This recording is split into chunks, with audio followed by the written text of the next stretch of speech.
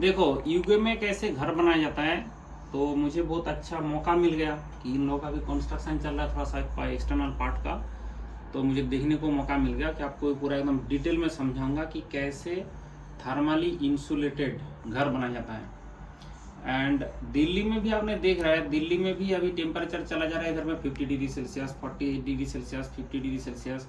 तो इसके कारण वहाँ भी हम थर्मल इंसुलेशन ऐसे बना सकता है सो दैट हमारा इलेक्ट्रिसिटी कंजम्पशन कम हो जाएगा। एंड ठंड के टाइम में भी यहाँ पे जैसे आइस आ जाता है, ठीक है, थोड़ा माइनस में टेम्परेचर जाता है, पर दिल्ली में भी कम नहीं जाता है।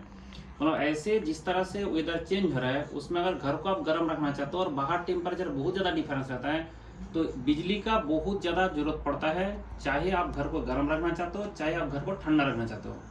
तो इसके लिए अगर हम ऐसे इंसुलेटेड सिस्टम यूज़ करेंगे तो उसमें इलेक्ट्रिसिटी का जो कंजम्पशन है कई गुना कम हो जाएगा। तो सबसे पहले देखता है कि इसका बनाया कैसे, मतलब किस तरह से बनाया जाता है। तो थोड़ा सा क्लोज करो इसमें। तो देखो सबसे पहले यहाँ पे ब्रिक का एक लेयर आपको दिख रहा है, ब्रिक। एंड ये जो ब्रिक है, ईंटा का जो एक लेयर है, इस तरफ से दिख जाएगा थोड़ा सा ईंटा का लेयर। इस तरफ से थोड़ा दिखाओ, मेरे साथ मेरा सन सोनक है तो वीडियो में हेल्प कर रहा है। तो ये देखो कि ये देखो कैसे ईंटा का ऐसे ब्रिक का लेयर बनाया। इसके लिए बहुत ही स्किल लेबर का जरूरत पड़ता है, क्योंकि दैट इज़ द थिंग जो आपको स्ट्रक्चरल स्ट्रेंथ देगा, यही आपका मेन स्ट्रक्चरल स्ट्रेंथ देता है। एंड थोड़ा सा बाहर से एक बार दिखा दिया जाए कि कितना ब्यूटीफुल तरीके से लोग बनाते हैं, क्योंकि क्यों इतना स्किल का जरूरत है। थोड़ा सा बाहर आओ। ये देखो कि इसको जो हमारा जैसे आपने देखे होंगे इंडिया में भी घर बनता है, तो इतना परफेक्शन के साथ ये ब्रिक को प्लेस नहीं कर सकते। एंड दूसरा होता है कि जो गैप भी मेंटेन किया है, कितना प्रॉपर गैप मेंटेन किया गया, एंड ब्रिक को कितना अच्छा तरीके से सेट किया गया सो दैट एक तो स्ट्रक्चरल स्ट्रेंथ इसका प्रॉपर आ जाए, एंड उसके साथ साथ ये जो है देखने में भी सुंदर होना चाहिए, क्योंकि इसके ऊपर कोई प्लास्टर नहीं लगेगा और कुछ भी नहीं लगेगा। दिस इज़ द थिंग जिसमें लोग कोई पैसा खर्च ज़्यादा नहीं करना चाहता है, क्योंकि इसके ऊपर हम प्लास्टर करेंगे, उसके ऊपर कुछ और लगाएंगे, that is not required. You can see that, जो थोड़ा सा बाहर से भी देख सकते हैं कि जो दूसरे का घर भी देख सकता है उस तरफ से कैसे बना रखा है, ठीक है। ब्रिक का जो भी कलर है उसी से बन जाएगा। एंड इसमें एक्स्ट्रा कुछ खर्चा करने का जरूरत नहीं पड़ेगा, क्योंकि हम इसके अंदर this will give structural strength. And इसके अंदर आप देख सकते हैं कि कैसे ये फोम लगा के, इसमें एक्चुअली ये एक स्प्रे टाइप का फोम आता है जिससे 100% इसको प्रूफ किया जा रहा है। क्योंकि ऐसे तो यह भी आप देख सकते हैं कि ऐसे एक प्रूफिंग सिस्टम लगाया गया, ठीक है, थोड़ा सा थर्मल इंसुलेशन यह भी लगाया गया, लेकिन फिर भी यहाँ पे थोड़ा गैप रह सकता है। तो ये गैप के भी थोड़ा बहुत भी ना रहे उसके लिए ऐसे एक फोम आता है, जैसे हमारा फोम निकलता है इससे, तो उसी टाइप का एक फोम लगा के इसको 100% प्रॉपर इंसुलेशन किया जाता है, ठीक है। अब हम आपको दिखाते हैं कि इसमें कितना लेयर है। तो सबसे पहला लेयर ब्रिक का लेयर है, सबसे फास्ट लेयर आप देख सकते हैं पे ब्रिक का लेयर है। तो ये ज़्यादा थर्मल इंसुलेटिंग नहीं करेगा, स्ट्रक्चरल स्ट्रेंथ के लिए करना पड़ता है, ठीक है। अब इसके बाद आपको सबको पता है कि थर्मल इंसुलेशन के लिए ऐसा नहीं होता इलेक्ट्रिकल इंसुलेशन पतला सा एक कवर देने से हो जाएगा। थर्मल इंसुलेशन बहुत ही मोटा देना पड़ता है। बट आप देख सकते हैं ये जो थर्मल इंसुलेशन दिया गया that is not fire proof, ये फायर हैजर्ड प्रूफ नहीं होगा। ये वाला जो पार्ट है ये आपका बहुत ज़्यादा मोटा भी है, और इसके ऊपर में कुछ कवर भी लगा हुआ है। इसके साथ जैसे वाटर का कोई ये ना हो, क्योंकि बाहर में आइस भी गिरता है, तो उसके टाइम में भी किसी हालत में सीपेज ना हो जाए, उसके लिए यहाँ पे आप देख सकते हैं प्लास्टिक का, थोड़ा सा नीचे से दिखाओ, हाँ ये थोड़ा सा नीचे से देखिए, जैसे प्लास्टिक का कवर लगाया जाता है जिससे हमारा कभी भी सीपेज ज़िंदगी में नहीं होगा, ठीक है। ये वाला जो प्लास्टिक का कवर दिया गया ये बहुत ही ड्यूरेबल प्लास्टिक होता है, ठीक है, 100 साल में भी इससे पानी नहीं आएगा। इसके कारण कि इसके बाहर कभी भी बाहर से जो ब्रिक है ये थोड़ा सा गीला हो सकता है, ठीक है, बट ये वाला जब बारिश होगा तो उसमें थोड़ा सा वाटर आ सकता है। और ये वाला जो चीज़ है ये आपका साउंड प्रूफ भी कर देगा एंड घर को थर्मली इंसुलेट करके रख देगा। तो ये वाला जो पार्ट है ये आपका थर्मल इंसुलेशन के लिए दिया गया।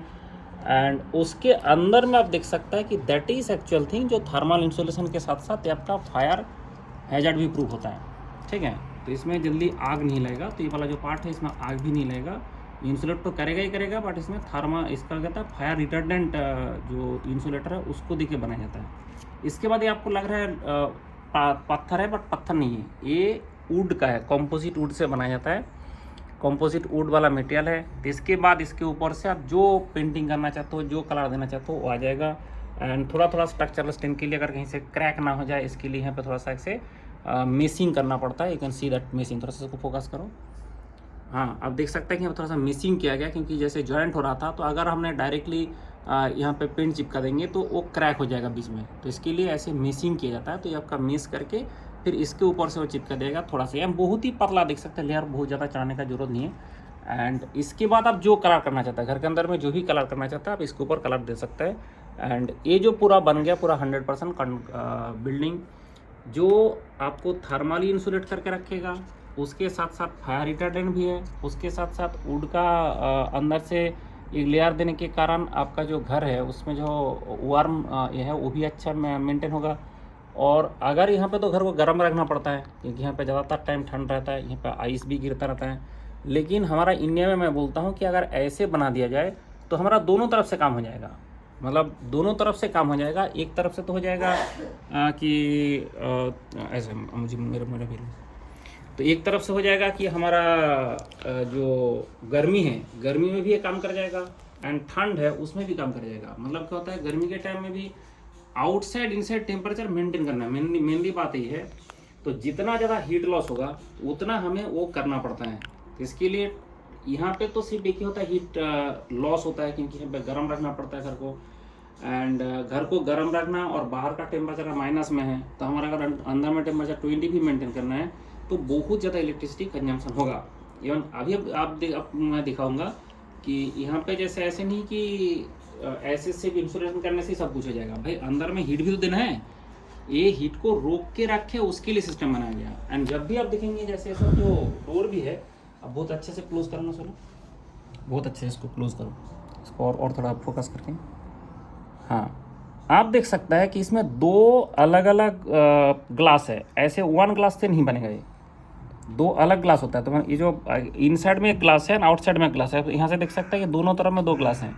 तो इसका दोनों तरफ में दो ग्लास है, उससे बीच वाला जो पोर्शन है, इसका दोनों ग्लास के बीच वाला पोर्शन, उसको वैक्यूम कर दिया जाता है, सो दैट हमारा एक ग्लास से भी हीट लॉस ना हो। एंड इसीलिए आप देख सकते हैं जैसे वो अंदर में बहुत चमकता हो कुछ चीज़ दिख रहा है, इसको लगा के इन लोगों ने क्या किया, दोनों ग्लास को प्रॉपरली फिक्स किया है एंड उसके अंदर में वैक्यूम क्रिएट कर दिया। और वैक्यूम क्रिएट कर देने के बाद उसके कारण यहाँ से जैसे थर्मोफ्लैक्स से हीट नहीं जाता है बाहर, ये दोनों ग्लास का होने के बाद भी ये अंदर का टेम्परेचर मेंटेन कर देगा, बाहर का टेम्परेचर मेंटेन कर देगा, सो दैट ये दोनों किसी हालत में हीट ट्रांसफ़र करने नहीं देगा। क्योंकि ग्लास बहुत ज़्यादा थर्मल कंडक्टिव होता है, इसलिए अगर हमने एक ग्लास का कोई भी पेड़ लगाता है तो एक ग्लास का। लेकिन एक दूसरा भी इसका प्रॉब्लम है कि अगर इस टाइप का चीज़ हम इंडिया में लगाते हैं, डायरेक्ट सनलाइट उसके ऊपर नहीं आना चाहिए, क्योंकि अगर डायरेक्ट सनलाइट आएगा तो ये आपका ग्रीन हाउस इफेक्ट दे देगा। तो इसके कारण डायरेक्ट सनलाइट इसके ऊपर नहीं आना चाहिए अगर इंडिया में लगाएंगे। और यहाँ पे तो डायरेक्ट सनलाइट है और अच्छा है, क्योंकि अंदर का टेम्परेचर हमारा हमेशा ज़्यादा रखता है और बाहर का टेम्परेचर कम है। तो अगर इसमें ग्रीन हाउस इफेक्ट आता है, ग्रीन हाउस इफेक्ट का मतलब होता है कि भाई अगर सनलाइट आया तो उसका फ्रीक्वेंसी बहुत ही लो है, इसलिए तुम्हारा ग्लास के अंदर से अंदर आ जाएगा। बट अंदर का टेम्परेचर कम है, इसके चक्कर में सूरज के से अंदर का टेम्परेचर कम है, इसलिए कि बाहर का टेम्परेचर एटमॉस्फेयर का बात कर रहा हूँ। एटमॉस्फेयर टेम्परेचर यहाँ पे 0 है, लेकिन जो सूरज का रश्मि आ रहा है उसका सूरज का टेम्परेचर 66 डिग्री सेल्सियस है।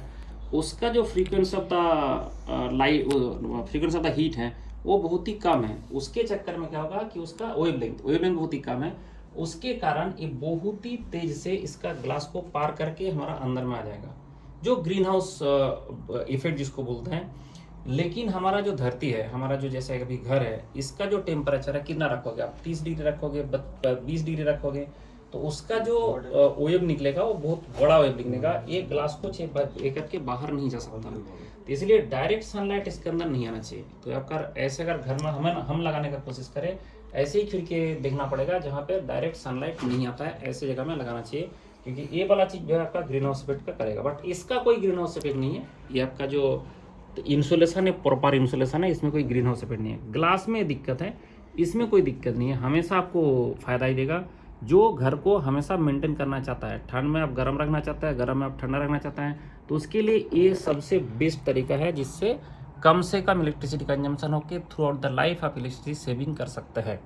ठीक है, चलो खुश रहे। एंड ऐसे और भी जुगाड़ हम बताते रहेंगे कि कैसे कैसे यहाँ पे घर बनता है, यूके में कैसे घर बनाता है, किस तरह से इलेक्ट्रिसिटी कंजम्पशन कम किया गया, किस तरह से घर को गर्म रखा जा सकता है, एवरीथिंग इज एक्सप्लेन हियर।